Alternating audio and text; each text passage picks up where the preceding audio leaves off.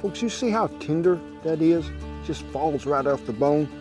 I'm gonna show you how to get ribs this tender without a smoker.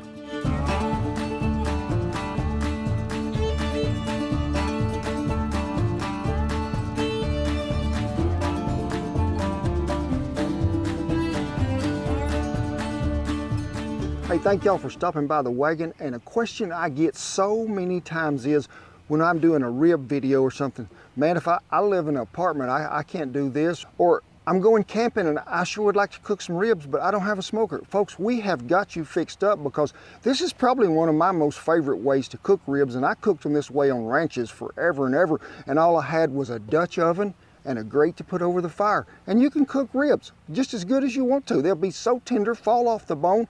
It's probably about I'd say 2.5 hour process, maybe 2 hours and 45 minutes, but hey, so easy. We're gonna walk you through it, show you how to get it done, and we're gonna eat some ribs. You gotta love them. People have been wanting to just hold a bone and gnaw on meat since way back in the caveman days. Since the dawn of time when the land was still wild, man has always been fascinated with fire and meat. A legend once heard is that of the cowboy caveman who, after wandering the prairies, became tired of gnawing on bones. When you go to the store to pick out some ribs, there's some things you need to look for. These here got a lot of meat on them. We're doing some baby backs today, but they just have more flavor to me. I think they cook better. And I've cooked all kinds of ribs, from deer ribs to pork ribs to beef ribs. Might even cook some armadillo ribs one time and don't even remember. But see how we got a little marbling all through here and we got just a little fat? We need that because it's going to render down to make it even more tender. You don't want to see no bones shining right up here at the top. Remember what we call shiners. Leave them alone. Pick you something out. Marbling, remember, is in pork just like it is in beef. So you got your ribs just like you want them and you're thinking, I don't really know how to peel them ribs there to pull that membrane off and I don't feel comfortable about it. You know that guy working behind that meat counter? He can do that for you. Lay them up there and say, hey, would you peel these ribs for me? He'll take his time. He'll pull it off there, put it back in a sack, wrap it up, and you'll be good to go. But it's so easy to do. Just find you a bone right here close. I like to use this end of the spoon versus the other end. So just slip that spoon right under that membrane, go right down that bone, and you can see it's under there. You can see it shining through there. Pull it right up here like this. And then folks, your number one best friend here in all this is a paper towel. Reach down there and grab that membrane and it just comes off just like you'd be peeling off a good sock. Next thing is, we're gonna cook this in a Dutch oven. So I really don't wanna put it in there like that because it's too close to the top of the lid. So we're gonna sort of split this rib in half. Let me see, 1, 2, 3, 1, 2, 3, 6. We're gonna go about right here. I would say them two sides are going to match.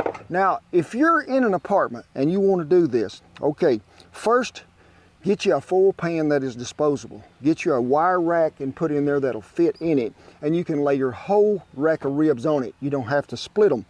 And then you're going to season the ribs really well, preheat that oven, 200 and about 80 degrees Fahrenheit. Got your wire rack, got everything in there. Let's go ahead and season these ribs. And I'm gonna use our rib rub, but use your favorite barbecue seasoning that like you like to put on stuff.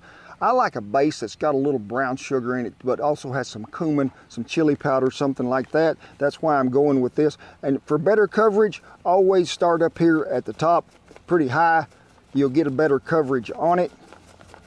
You know, I was telling you about cooking ribs on ranches, and I remember the first time that I broke out some pork ribs and cooked on a ranch. There was an old feller that was there. He was probably in his late 70s when I was in my late 30s. And he said, Cookie, I'm gonna tell you what, been around wagons all my life and I have never had anybody cook ribs like this. And he said, I believe these might be the best ribs I ever eat. But folks, these are so easy to do and Cowboys approved of them all the time. Now, in your full pan that you're fixing to use in that apartment and you got your wire rack in there, go ahead and pour you a whole box of chicken broth in the bottom. Wire rack is there, then you're gonna set your ribs on it, you're gonna cover it with foil, stick it in the oven, shut the door, leave it alone. You're gonna go about 2 hours and 15 or 20 minutes. Peel that foil off, take that temperature probe in there and run in there and say, hey, we're about 180, 185, we're good. Ribs at a done temperature, I think, are probably pretty close to 195 to 200. A lot of people take them on up to about 205, let them ribs fall plumb apart. But if you're camping and you're with me and you're doing this in a Dutch oven, we got a 14-inch deep here. We're gonna add that whole box of chicken broth. Now the reason we're using a 14-inch deep Dutch oven is when we lay these down there, bone side down, I hope, yeah, just what I'd figured, we're not coming up here on the top side and getting any of our seasoning washed off. This is a steaming effect, and this is really a French method of cooking, Shan. Say you don't have a deep 14, but you want to use like a 12.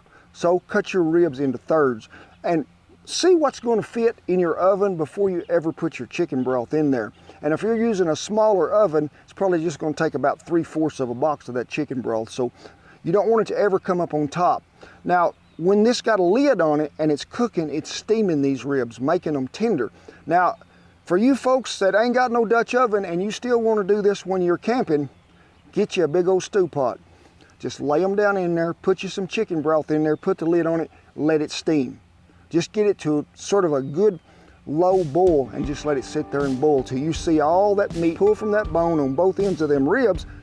Probe your temperature. You can do it the same method, then put them on the fire to finish.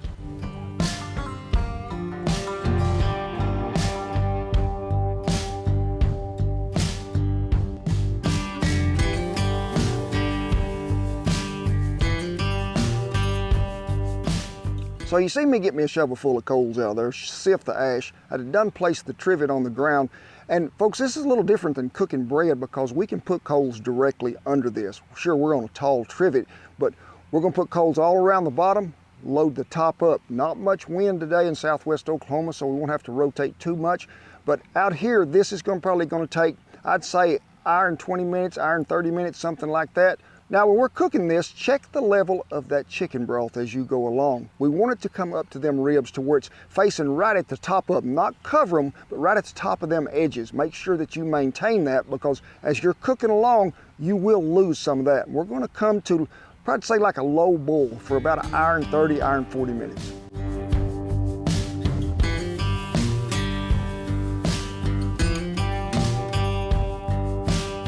You know, since this is a longer cook, you're gonna need more wood to get this done, more coal, more fuel. So I prefer a hardwood lump, charcoal, or some good hardwood that you have in small pieces that's gonna make you a coal pretty quick.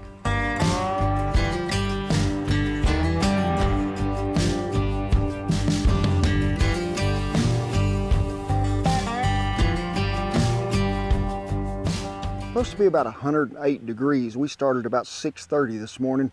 And I can remember being really hot at times, but I think one of the worst was a guy called me that's having to move cattle out of the bottom of the Palo Duro Canyon because windmills is going dry. We need to move them somewhere else. So we went the 10th day of July and did 2 weeks. It was miserable, hot down in the bottom of that canyon, wasn't no wind. The cowboys would get up and we'd try to have breakfast about 5. They'd ride out of camp and go. They'd try to be in about 11:30. And we'd have lunch. Now, a lot of days they just shade up right after lunch because it's hard to move cattle when it's that hot too. But still, I had to get ready to prepare supper that night. And folks, when you bust a log off an old Bertha and it's already 111 degrees and you start a fire and it's 137, there's a guy had one of them little temperature guns, you know, where you point at something to see. And I said, don't tell me what that temperature is. I don't want to know. I said, because I'm already hot enough. But you just have to know that if cowboys can work in it, I'm gonna have to cook in it. You know, when it's that hot, I do change the menu too. We have a lot of cold sides that's gonna go with them, like a macaroni salad, a potato salad, something like that, because I wanna try to keep things cool. I brought in some watermelons, brought in some cantaloupes, but you still gotta have that hot breakfast and you gotta have a hot meal at night. Now, I've had a heat stroke back in about 96 because I was cooking and we had what they call, the weathermen said, a heat burst, and it just brought all the heat down there to where we was cooking. It was 117 degrees that day before we started the fire. And folks, I just don't like to cook in hot weather. So if y'all are out there cooking in it, working in it, I tip my hat to you because it's hot.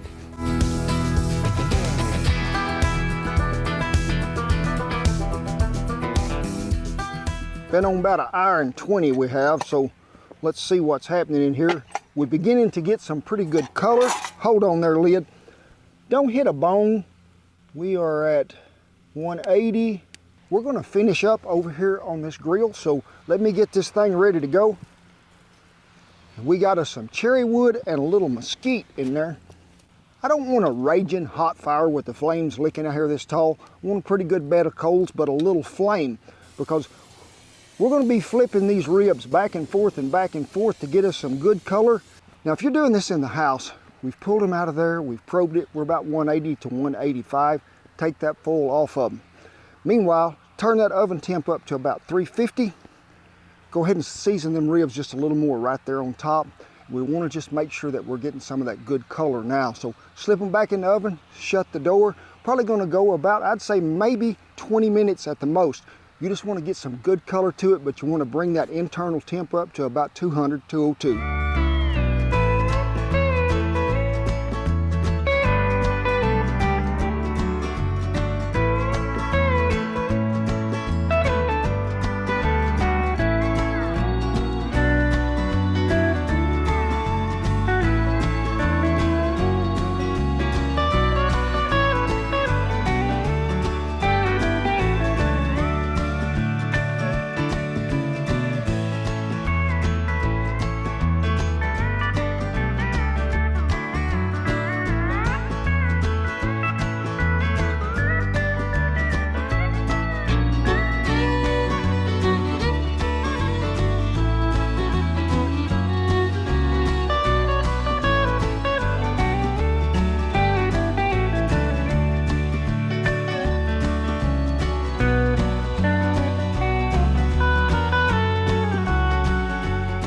Well, you see me there at the end when we took them out of that Dutch oven, just put them on that fire, let them go about 2 minutes aside, back and forth till you can get some really good color.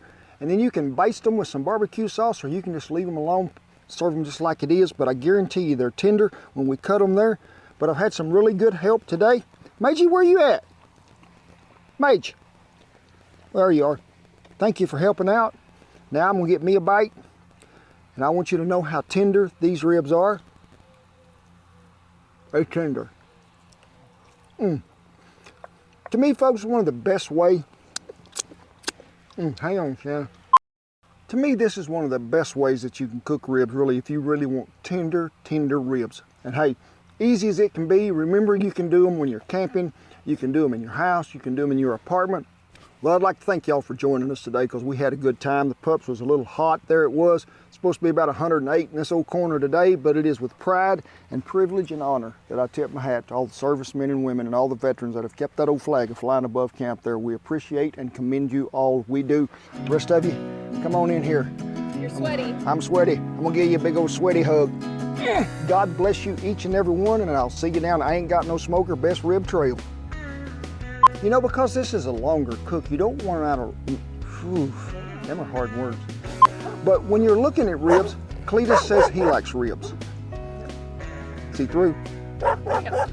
You know, for those of y'all that have been with us a long time, you might have seen this little clip that we put in this video of the caveman cooking out there.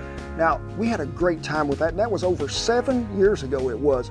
But hey, stick around and watch all of it, because Shan had me dress up with this wig. She put these clips in my hair. She's throwing ashes and stuff at me where I looked all dirty, and all I could hear was laughing. So be sure and watch it, because it was some great times. That works pretty good though.